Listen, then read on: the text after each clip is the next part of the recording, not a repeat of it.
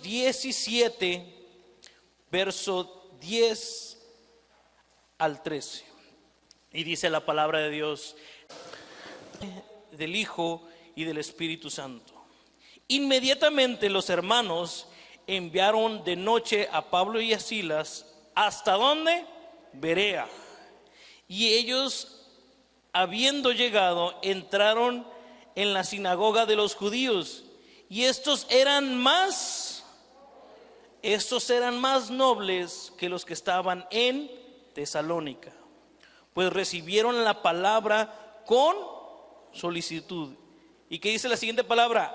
Escudriñando cada día las escrituras para ver si estas cosas eran así. Así que creyeron mucho de ello, y mujeres griegas, de distinción, y no pocos hombres. Verso 3, todos juntos. Cuando los judíos de Tesalónica supieron que también en Berea era anunciada la palabra de Dios por Pablo, fueron allá y también alborotaron a las multitudes. Y el que está al lado, no te alborotes. Puedes tomar tu lugar. Quiero contar una historia que yo sé que ya la he contado anteriormente y muchos de aquí ya la han escuchado, pero le veo específicamente en esta enseñanza que el Señor me ha hablado, la pertinencia. Estamos hablando de un misionero enviado a una isla primitiva, en lo cual tenían su estilo de vida, por lo cual ellos desde niños no conocían a Jesús, no habían escuchado el evangelio. Y el misionero tenía la pasión de predicar la palabra, entonces él quería salir, él organiza un espacio, un templo, para que todos asistan y escuchen la palabra. Pero pasó un inconveniente en la aldea. Había un tigre cerca de la aldea y merodeaba e intimidaba a todos los habitantes. ¿Y qué es lo que hicieron? Los habitantes se escondieron. Pero este misionero, con la pasión de querer predicar la palabra, no le daba miedo ni siquiera el tigre. Y va por el tigre y atrapa al tigre y lo encierra y lo pone arriba del templo. Ahora sí, miren, está el tigre encerrado, no nos va a hacer daño, vengan a escuchar. Y se asombraron los aldeanos, se fueron a escuchar la palabra. Pero cuando iba a empezar el misionero a predicar, se escuchaba rar, rar. Ese era el tigre que tenía hambre. ¿Y qué es lo que hizo el misionero? Es que como tiene hambre, no nos va a dejar escuchar la palabra. Vamos a conseguirle carne, y siempre antes de iniciar el servicio, ¿qué les parece si le damos carne y ya todos escuchen? Y así lo hicieron, y se convirtieron los aldeanos y les encantaba escuchar la palabra de Dios. Pero al momento en que llega una carta, le dicen al misionero, tiene que cambiarse de sede, va a ir a otra isla.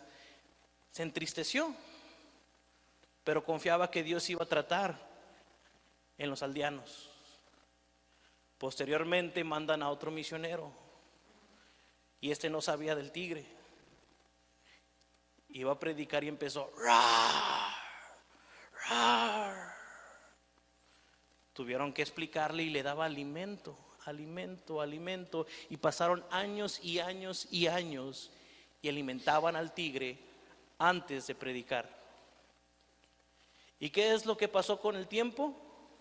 El nuevo misionero se adaptó, predicaba la palabra, pero un día se muere el tigre.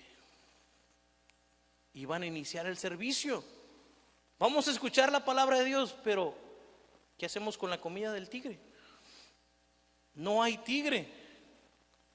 Como no hay tigre, ¿saben qué vamos a hacer? Vamos a conseguir otro tigre. para poder tenerlo arriba y seguirle dando alimento, y así podemos seguir con el servicio. ¿Qué es esto de lo que estoy hablando? Eso no viene ahí en la palabra, pastor. ¿Qué me está platicando? Es simplemente una ilustración de lo que pasa constantemente en las iglesias. Porque a lo que nos debemos de refugiar y constantemente aplicar es la palabra de Dios. Pero por cuestiones culturales o sociales o económicas, de pronto se adapta a una situación, y esa situación se convierte casi en una regla que no se puede quitar, y esa regla se convierte tan fuerte que incluso en las iglesias se sustituye la palabra de Dios por el tigre. Por eso dile al que está a un lado: cuidado con el tigre. Cuidado con el tigre. ¿De qué estoy hablando? Si te vas al inicio del capítulo 17, Pablo y Silas llegan a Tesalónica, y aquí nos muestra algo constante del ministerio de Pablo. Pablo va primero a las sinagogas. Él iba a las ciudades grandes donde estaban las sinagogas para poder enseñar la palabra de Dios. ¿A quiénes les enseñaba? ¿A quiénes estaban en las sinagogas? Los judíos. Ya estamos hablando de judíos como una religión, no tanto como una nacionalidad, aunque ellos lo mezclaron y está muy unido nacionalidad con religión. Y ellos iban al templo y leían la palabra, pero la interpretaban conforme los antiguos maestros les daban, y quedaron tan atrapados en su tigre que cuando vino el autor de la palabra, Jesucristo, no le creyeron. Los judíos estaban más preocupados por el tigre que por el Dios que hizo al tigre. Lo podemos ver en la vida de Jesús. Ellos procuraban tanto que se respetara el sabbat. No toquen el sabbat, no hagas nada. ¿Y qué hacía Jesús? Iba y sanaba en sabbat. ¿Por qué? Porque ese día fue especial para exaltar el nombre de Cristo, y todos los milagros que hacía era para exaltar ¿a quién? Al Padre. Todo se trataba de Jesucristo y la comunión con el Padre. Pero la religión empezó a transformar lo bueno y llevarlo a una religiosidad. ¿Qué es religiosidad? El intento del hombre estar conectados con Dios. Pero este intento es con fuerzas humanas, es con fuerzas o conocimiento propio. Pensamos que por nuestros hechos podemos ganar el reino de los cielos, cuando el Señor vino y se sacrificó, y por gracia y misericordia podemos entrar a una eternidad con Él. ¿Cuántos dicen amén? Es por lo que hizo Jesucristo que nosotros podemos ser salvos, no por lo que hacemos nosotros. Y no voy a ser ignorante acusando a otras religiones, cuando también en nuestros edificios se vive religiosidad. Y es algo que tenemos que erradicar. Unas cosas son que se hacen por costumbre o porque se ha marcado el plan, pero hacer esas actividades no nos da la salvación. Porque ya tenemos la salvación, es que hacemos las actividades. Ese es el enfoque que debemos de tener. Porque Jesús ya me salvó. Voy a predicar. ¿Cómo lo hacía Pablo? Pablo, el mayor perseguidor de los cristianos, recibió la salvación, y por amor a Jesús, ¿qué es lo que hizo? Iba y predicaba a las sinagogas. Pero había sinagogas que sí lo aceptaban y muchas otras que no. ¿Por qué no aceptaban a Pablo? ¿Qué les decía Pablo que tanto incomodaba? Mira lo que dice el verso 3 del mismo capítulo 17: declarando y exponiendo por medio de las ¿qué? Escrituras, que era necesario que el Cristo ¿qué? Padeciese y resucitase de los muertos, y que Jesús, a quien os anuncio, decía, es el Cristo. ¿Por qué? Porque en su pensamiento tenía que venir un rey con espada y un gran ejército para hacer un reino físico, pero vino el Rey de Reyes y Señor de Señores a traer libertad y a traer el reino espiritual a nuestros corazones. Eso es lo que hizo Jesucristo. Y es lo que venía a decir. Miren, con la misma palabra, ellos tenían solamente lo del Antiguo Testamento, y con la misma palabra, salmos. ¿Los salmos de qué hablan? ¿Los padecimientos de David? No, profetizaban lo que el Señor Jesucristo iba a pasar. A las mismas ceremonias que ellos realizaban, ¿de quién estaban hablando? De Jesucristo. Y les mostraba conforme a la palabra cómo Cristo estaba en el Antiguo Testamento. Pero hay unos religiosos, pero no digo religiosos, sino religiosos, que no quieren que les muevan su estilo de vida, no quieren que les muevan su posición, no quieren que les quiten lo que con esfuerzo propio, no lo que dio Dios, sino a mí me costó llegar, pensando que es con nuestras fuerzas, pero todo lo que hemos hecho es por la misericordia de Jesucristo. Pero los religiosos piensan que es por sus propias fuerzas, como lo hacían los judíos. Y dice el verso 5: entonces los judíos no creían, teniendo celos, tomaron consigo algunos ¿qué? Algunos cristianos, algunos hijos de Dios, algunos profetas. No, tomaron consigo a ociosos, hombres malos, y juntando una turba alborotaron la ciudad, y asaltando la casa de Jasón, que era el que hospedaba, procuraban sacarlos al pueblo. ¿Qué es lo que nos está diciendo aquí? Que los mismos religiosos no querían escuchar lo que era Cristo, no querían escuchar lo que Cristo estaba ofreciendo. Ellos querían su privilegio, y con tal de conservar su privilegio, no les importaba asociarse con pecadores. Qué curioso. Cuando estaban los fariseos decían, no, él come con pecadores, él se junta con pecadores. Pero ¿qué es lo que hacía Jesús cuando se juntaba con un pecador? Le predicaba y transformaba su vida. Los religiosos no quieren transformar la vida de los pecadores, quieren hacer acuerdos con ellos. ¿Para qué? Para su propio beneficio. Tenemos que tener cuidado con quién nos estamos asociando, porque con quién nos estamos asociando habla de nuestra identidad. ¿Con quién te asocias? ¿Con gente que le gusta pecar y no le importa conocer la palabra de Dios, pero quieren seguir pecando? ¿Eso? ¿Qué decía Pablo? Con el tal ni comas.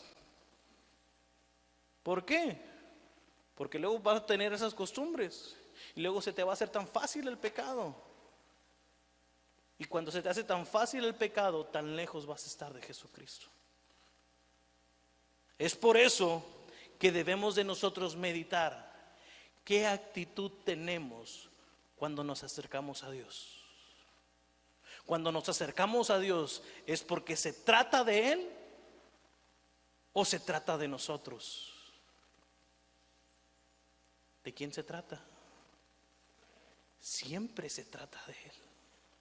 Siempre se trata de lo que Jesús hace, dice, enseña y transforma. Eso es lo que venimos a escuchar. ¿Y cuál debe ser la actitud de un hijo de Dios? Los habitantes de Berea nos muestran esto.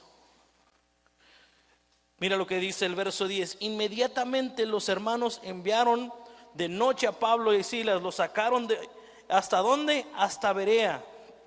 Y ellos, habiendo llegado, entraron a las sinagogas ¿de quién? De los judíos. Personas que tenían el conocimiento ya de Dios. Pero la actitud de estos que tenían el conocimiento de Dios era diferente a los de Tesalónica. Los de Berea eran muy diferentes a los de Tesalónica. ¿Cuál era la primera característica que nos dice de los de Berea? Estos eran más que más nobles. ¿Y quién nos enseña que tenemos que ser nobles? Cristo. Acompáñame a Mateo capítulo 11.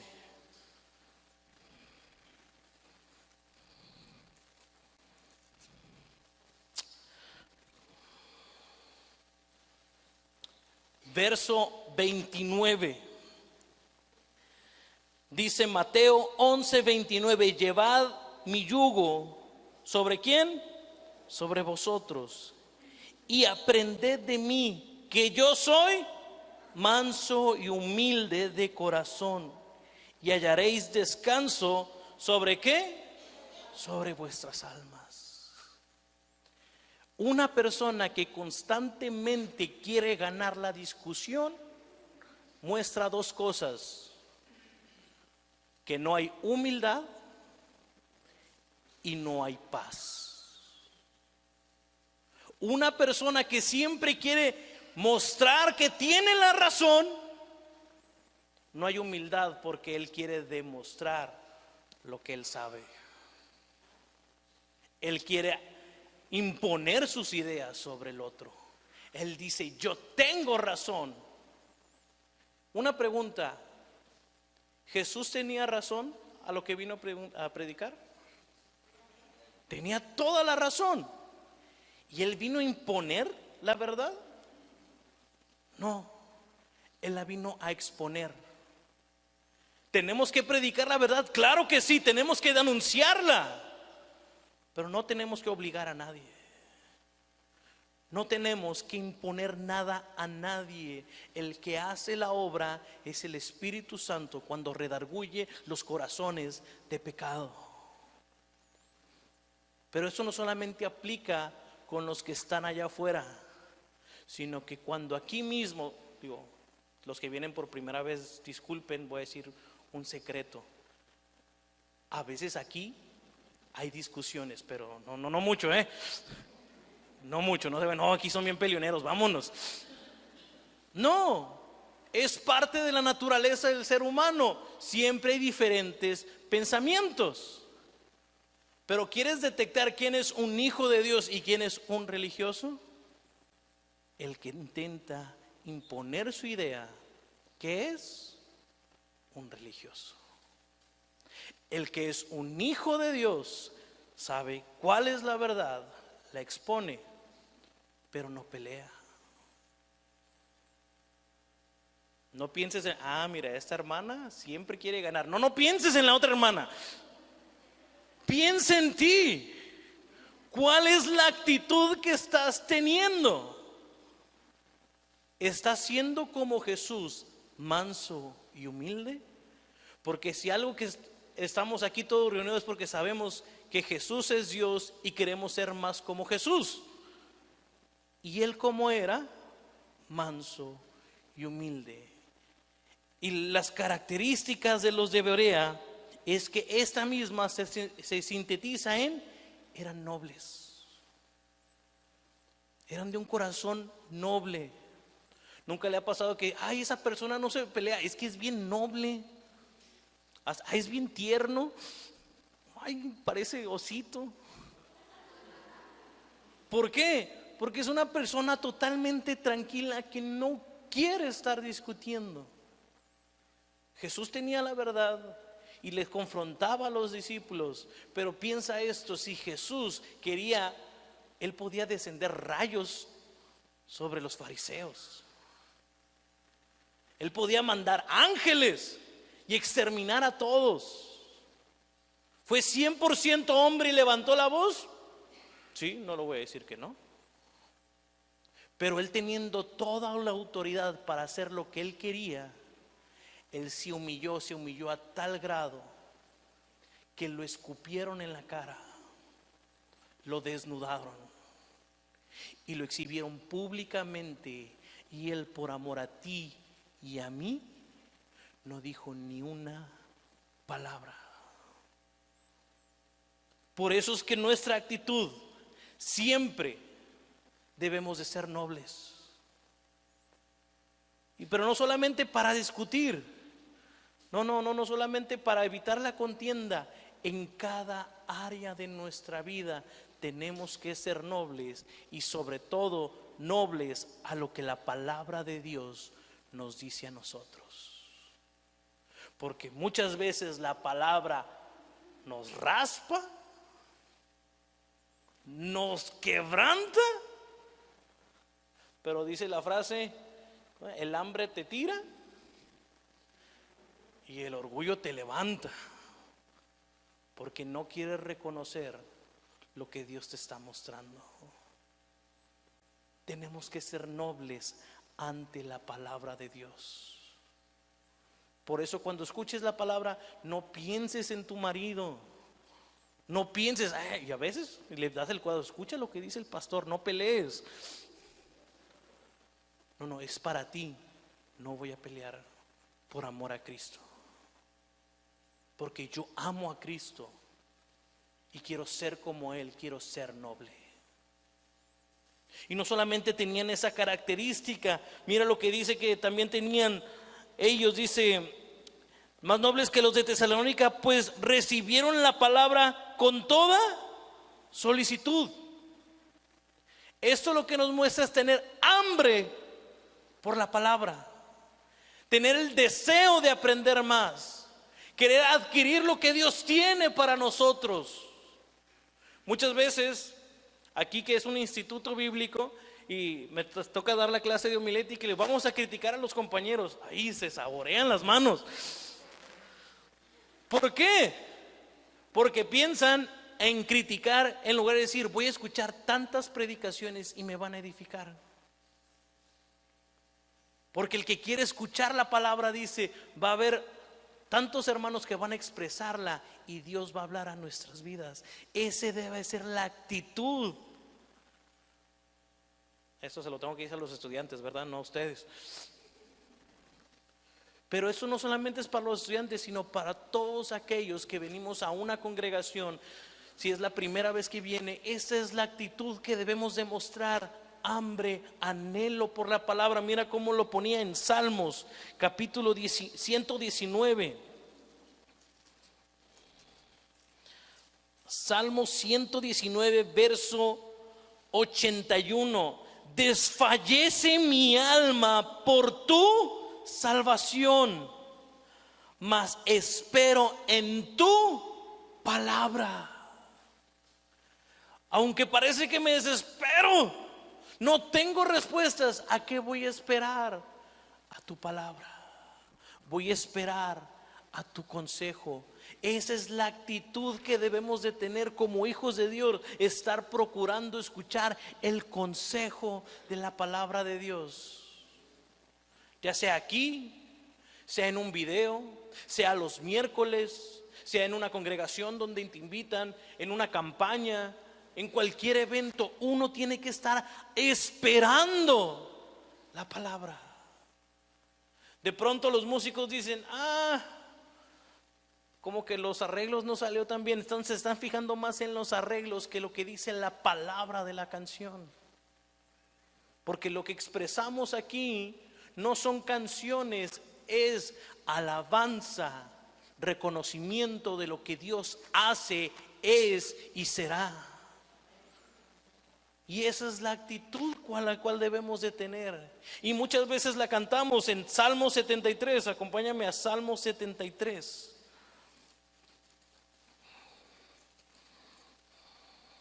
Mira lo que dice el verso 25. ¿A quién tengo yo en los cielos sino a ti?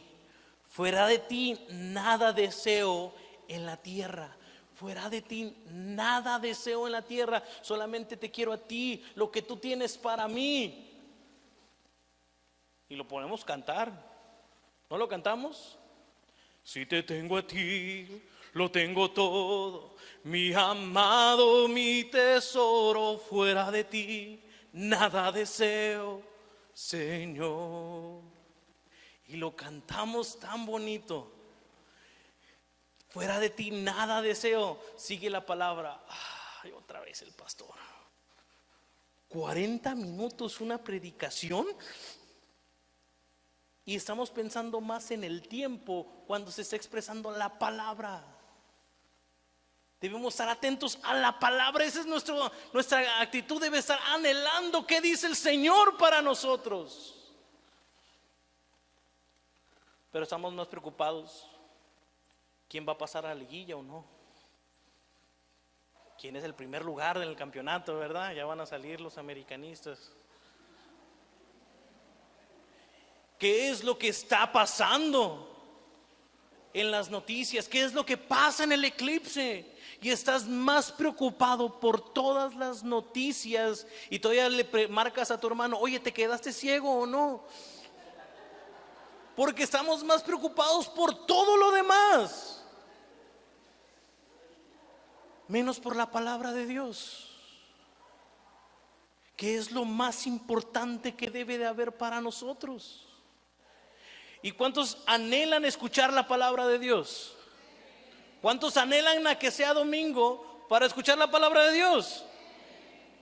¿Y por qué no abren la palabra de Dios entre semana también? Santo. No es lo que me diga el pastor el domingo para ya poderlo aplicar. No, la palabra de Dios debe estar en tu casa de continuo. ¿Qué es lo que lees con tu familia? ¿Es leer? ¿Qué? No, está la serie de Netflix. Salió tal, ¿cómo se llama? Reality show. Está un reality show de moda. De repente, es que están cocinando y te pones porque tú también eres cocinero, lo viste en la tele. Pero la palabra de Dios, sí, ahí está. Y de pronto llegó el domingo. La Biblia, ¿dónde está la Biblia? Y peleando por la Biblia. ¿Por qué? Porque en toda la semana no se abre la Biblia. Santo Dios. Porque si decimos anhelamos la palabra, no nos podemos esperar a que pase hasta el siguiente domingo para escuchar el consejo. El que tiene hambre la escudriña de día y de noche. Y cuando la escudriñas de día y de noche, te va a ser más fácil la siguiente reacción que tenían los de Berea. ¿Cuál era la siguiente reacción que tenían los de Berea? Regresemos a Hechos. Dice el verso 10: estos eran más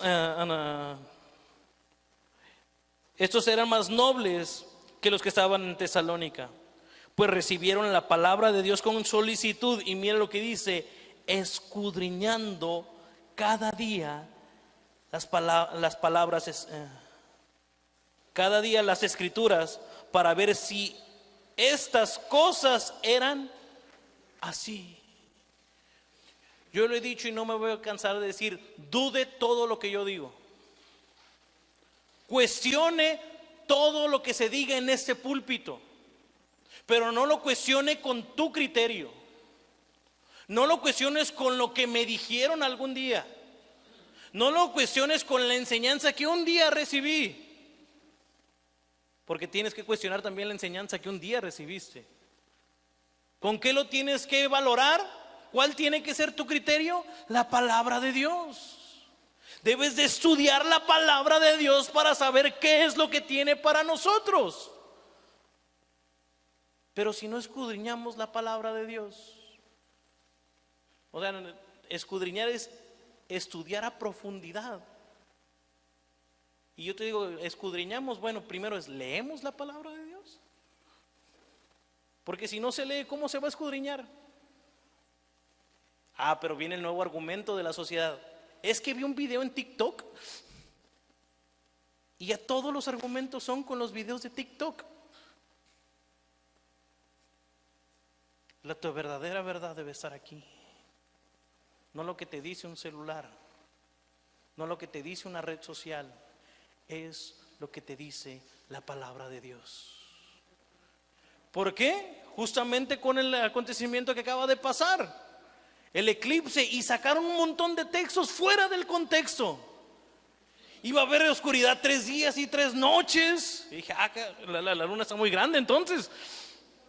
2 semanas enteras sin luz. Se va a resetear la tecnología. Porque así dice en Apocalipsis. Espérate, está sacando de contexto todas las noticias. ¿Dice la palabra de que iban a pasar? Sí. ¿Pero de qué estamos esperando? Bueno, si nuestra esperanza está en Cristo, entonces estamos esperando a Cristo, no estamos esperando un eclipse.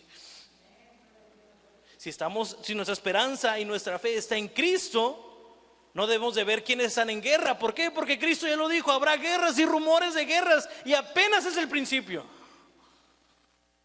No nos debe de sorprender lo que está allá afuera. Lo que nos debe de sorprender es que la misma iglesia no se tenga hambre por la palabra de Dios. Eso sí debería de ser algo con que preocuparnos.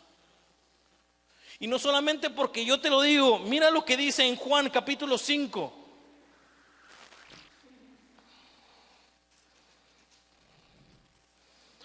Juan 5, verso 39. Si tu Biblia tiene letras en rojo, es que está hablando Jesús. Y si está hablando Jesús, son letras importantes. Y mira lo que dice Juan 5, 39. Escudriñar las escrituras, porque a vosotros parece que en ella tenéis ¿qué? La vida eterna. Y ellas dan testimonio ¿de quién? De Jesucristo. Debemos de escudriñar porque ellas dan la vida eterna. ¿Por qué dan la vida eterna? Porque hablan de Cristo. Ahora debemos de entender que como vamos a escudriñar su palabra, ¿qué es lo que nos dice Jesús de su palabra? ¿Hablan de quién? ¿De quién hablan la palabra? De Jesucristo. ¿Cuántos libros son de la Biblia? 66. ¿En cuántos años fue escrito? Entre 1500 y 1600 años. ¿Entre cuántos autores? 40, 50 autores. Muy bien. ¿En cuántos idiomas? Hebreo, en griego y algunas frases en arameo. Oh sí, todo esto dice la palabra de Dios. Pero ¿qué se centra la palabra de Dios? Toda la palabra de Dios se trata de Cristo. Él es el centro de la palabra. Todo lo que estaba en el Antiguo Testamento se iba a cumplir en Jesucristo. Dice, da testimonio de mí. Entonces, ¿por qué leemos la palabra de Dios pensando que está hablando de nosotros? ¿Cómo? De repente leemos algo y varón de dolores. Ay, yo soy el varón de dolores. Es Jesucristo. Y vendrá el Espíritu Santo y viene sobre mí y me va a empoderar. Ay, tengo urticaria con esa palabra de empoderar. Porque no es empoderar al hombre, no es empoderar a las mujeres, no es empoderar a los jóvenes. Es el poder de Dios que tiene para salvación de cada uno de nosotros. Esto habla de Jesús. Y siempre que meditamos es ¿qué es Jesús en la escritura que estoy leyendo? Pero cuando dice no, se van a sentar mis adversarios y me van a ver comer, parafraseando la cita, dice, es que Dios va a poner a mis enemigos que me vean comer un manjar. Uy, me voy a comer un manjar y me van a ver, pensando que se trata de nosotros y se trata de Cristo. Nos encanta leer David contra Goliat, ¿sí? Es la historia favorita. No, tumba a los gigantes. Así como David se paró y tumbó a los gigantes. ¿Y qué tumbó al gigante? La roca, y la roca es Cristo. La historia se trata de Cristo, no se trata de nosotros. Pero nos gusta ser tan egocentristas pensando que somos nosotros, nosotros. Y la palabra está hablando de Jesús y que tiene Él para nosotros. Pero no se trata de nosotros. Por eso es: niégate a ti mismo. Toma su cruz. Toma su ejemplo. Sé como Él. Porque todo esto se trata de Él. Porque si se trata de ti, déjame decirte que tú eres tu propio tigre. Tú eres el que solo te está poniendo en pie, diciendo que te acercas a Dios, pero poniéndote en primer lugar, pensando que eres el protagonista de toda la historia. Perdón, déjate digo, el protagonista de todas las historias es Jesús. Tú no eres el protagonista de tu propia historia. ¿Cómo? ¿Mi vida no se trata de mí? No, cuando tú aceptas a Cristo, te niegas a ti mismo y Él es el protagonista. Pero nos gusta el reconocimiento, nos gustan los aplausos, nos gusta que nosotros seamos reconocidos, cuando todo lo que nosotros hacemos debemos de ponerlos a los pies de la cruz, que es Jesucristo. Me encantó el texto con el cual empezamos y vamos a leerlo una vez más. Romanos 12:2.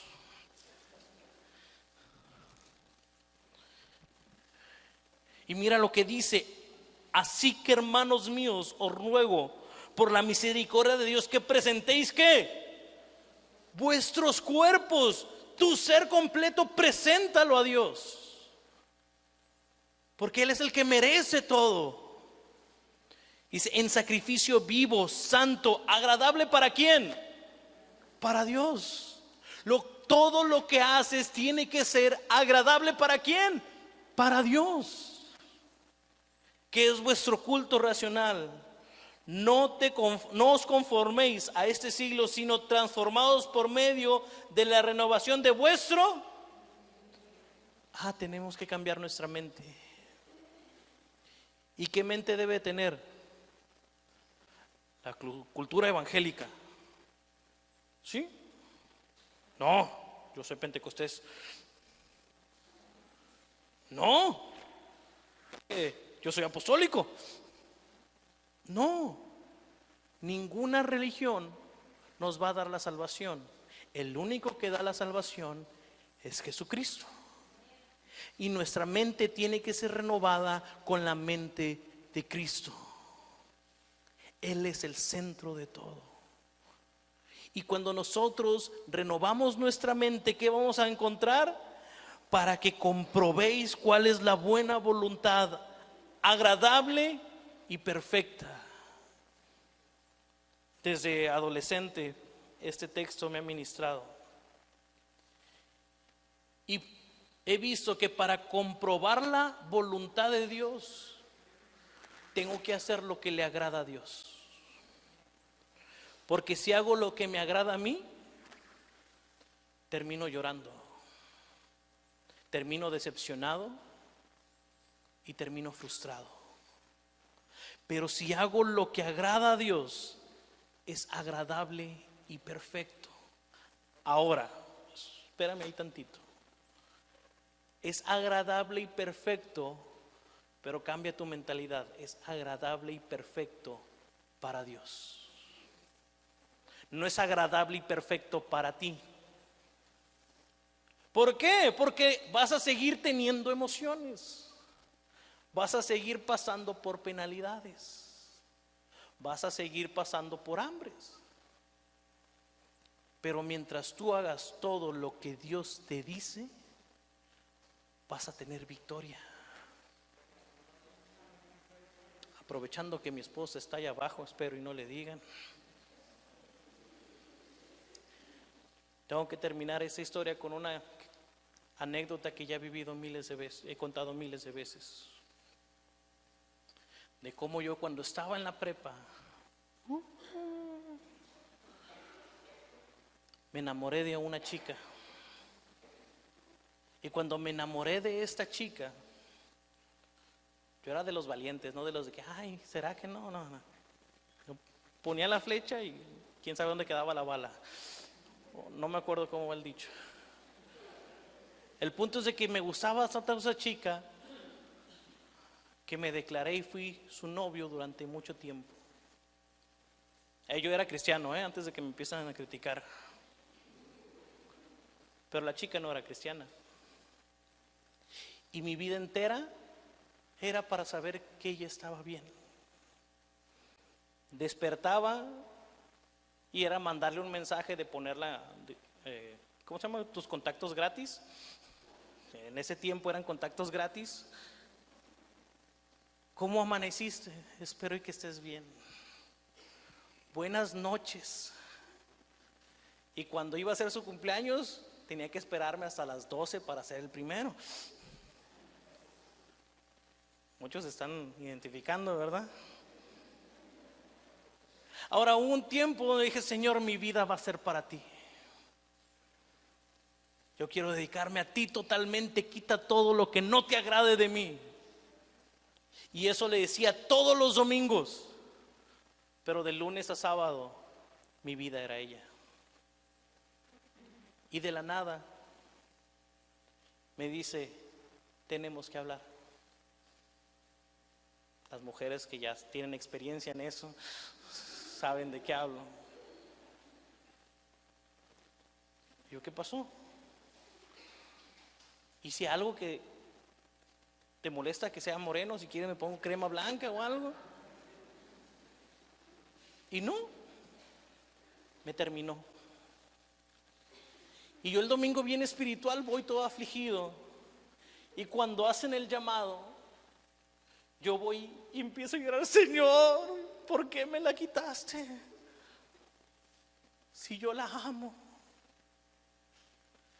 Y todos los hermanos decían, qué espiritual ese joven. Súper espiritual, está derramando su corazón. Y yo llorando por la chica. Y viene una de las hermanas ancianas de la iglesia y empieza a orar por mí. Pero me pone la mano y empieza a hablar.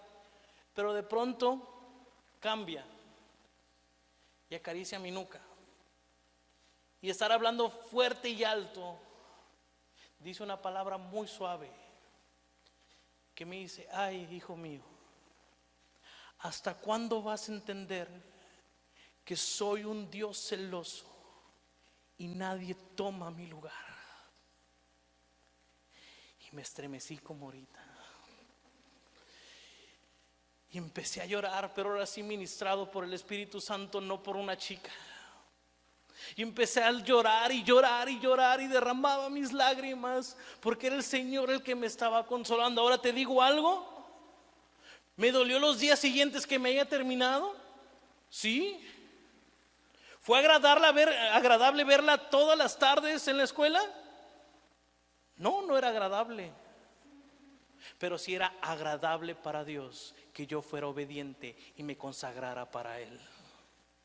Eso es lo que nosotros debemos de entender. Nuestra vida ya no se trata de nosotros, se trata de Cristo. Y cuando se trata de Cristo vamos a vivir escudriñando esta palabra, porque esta palabra nos habla de Él. Y todo lo que yo diga, cuestiónalo, pero cuestiónalo con la palabra, porque en ella encontramos la vida eterna.